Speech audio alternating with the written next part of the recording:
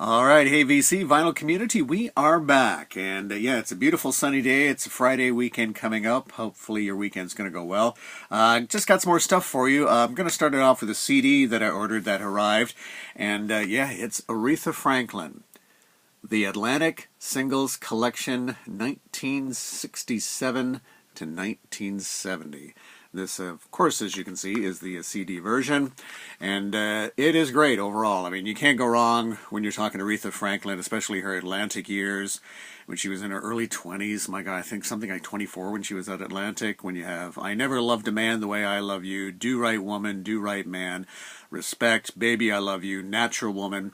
And what's really struck me listening to this is just how good her cover versions are when she covers the bands The Weight. Wonderful. Also, Tracks of My Tears, and her Beatles covers, Eleanor Rigby, and especially Let It Be with the Dixie Flyers. Absolutely superb.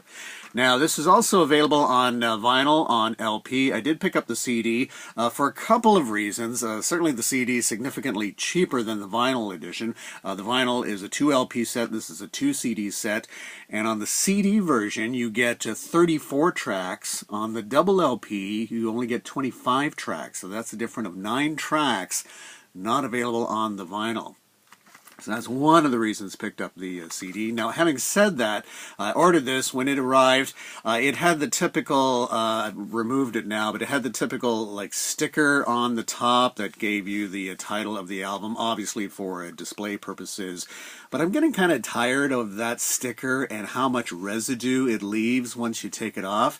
I actually took some rubbing alcohol and managed to get most of it off, but I'm just wondering why they still do that. You know, have that super sticker on the top that covers the whole, and it's really difficult to get off, and it leaves a lot of gunk, and just doesn't make the CD look very nice. Well, I managed to get most of it off with some rubbing alcohol, and then I noticed too that now they've started kind of stamping. I don't know if you can see that in the glare. This one says disc made in Mexico, but that's stamped like right on there. So I mean, they used to have some of the CDs, if they were made in the U.S., where you could easily just peel it off, that sort of thing, but now they're stamping it on, and it makes no difference to me where it's being made, but just aesthetically, it's just kind of a drag to have that always there, and that's right on the plastic case. But other than that, boy, what an absolutely wonderful listen. Again, 34 tracks of Aretha Franklin. Oh, and she is so missed, I tell you. Okay, picked this one up used. I was really happy to get this one. This is Jack Green, and this is his solo debut album, Humanesque, from 1980 or 1979, 1980. Now, I picked this up for $5, and I was really thrilled. I probably is one of those, a lot of people don't know who Jack Green is. He played briefly with T-Rex, was also with the band The Pretty Things. This, as you can see, it's a nice rockin' album. Early 80s, late 70s, kind of nice, again, fast, kind of rock and roll kind of sound. Just a good album overall, and worth having in anyone's collection. Jack Green, and I'll show you the, of course, going with the green theme here. And yeah, he put out a few solo albums, not too many, and this was simply on the RCA label. Jack Green, Humanesque.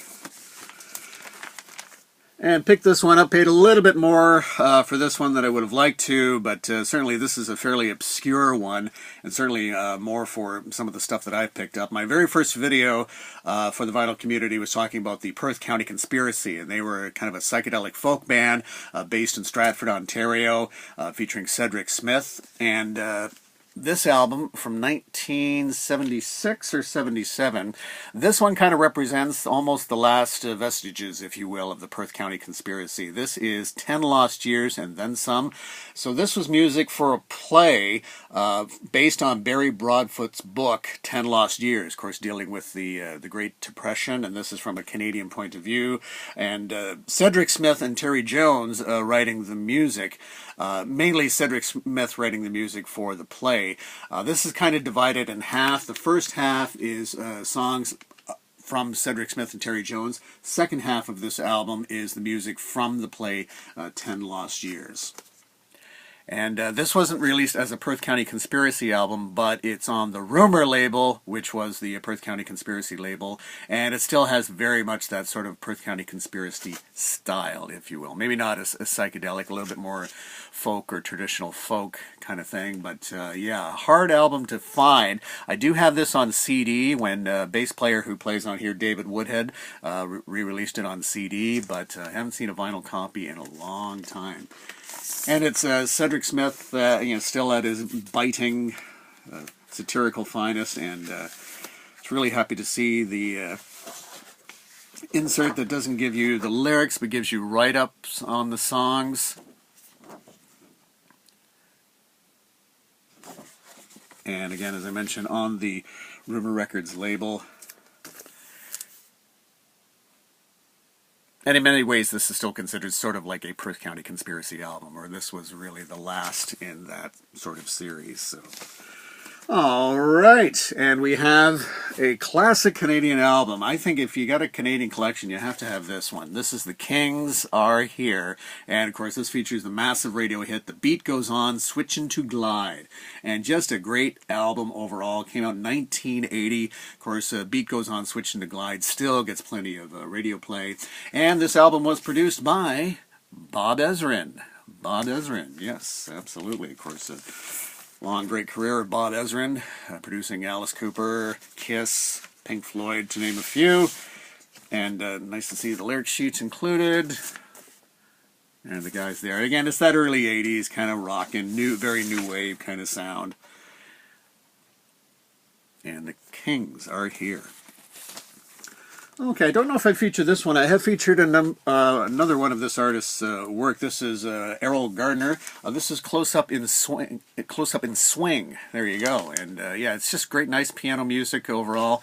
Great jazz feel to it. And this is a mono pressing. I picked this up at Goodwill for not very much. I think $2 tops. And this one came out in 1961. So if you like jazz piano, just nice.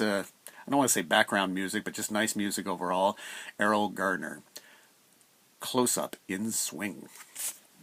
Okay, the last edition was talking about the band Humble Pie and talking about their album performance at the Fillmore East. So it got me listening to a little bit more Humble Pie. This one, their double album, Eat It. And this is another great album from Humble Pie. So Peter Frampton's long since left the band at this point.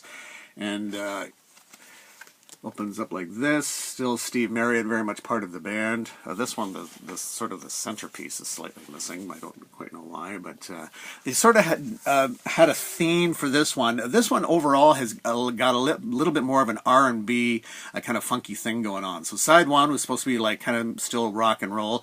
Side two was R&B covers, and I think they cover like Ray Charles on that one. Side three is acoustic, and then side four is live. And was very happy to see that the booklet was included, which often is not the case. And yeah, just a nice sort of period piece, shall we say. Some really wild artwork inside.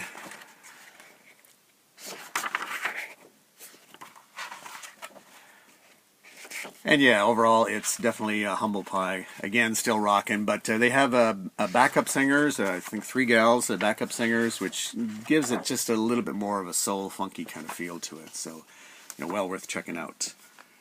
Humble Pie and Eat It. All right, got some easy West Coast sound for you. The Doobie Brothers, Minute by Minute. And overall, this is a nice record. I find this I have kind of funny issues with this. I enjoyed it when it first came out, 1979 or 1978 is when it first came out, and it's got just Michael McDonald all over the album. And when you got Skunk Baxter playing, I think Skunk Baxter left after this album or after the tour, but it's got Dependent on You, Here to Love You, Minute by Minute, What a Fool Believes.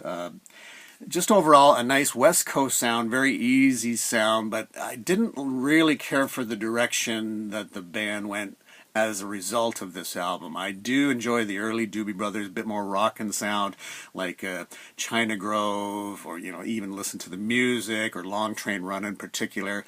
Michael McDonald really kind of took over the sound of the band at this time, and didn't really care for where they went. But though they did go back to the early sound when Tom Johnston rejoined the band.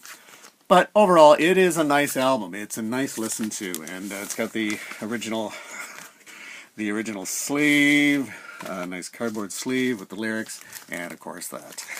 There you go. And one more for you. Pick this up on CD. Just a great artist. Lean on Me, the best of Bill Withers. And this was a CD that was part of Legacy's Rhythm and Soul series. And so they fill it up. You got 18 tracks, including Ain't No Sunshine, Lean on Me, right up to Just the Two of Us. And just, you know, what can you say about Bill Withers? Just a great singer overall. Okay, that's going to wrap it up for this one. Hopefully you have yourself a great weekend. And I do appreciate all the comments, and I try to get back to you as soon as I can. And we'll chat again. Bye-bye.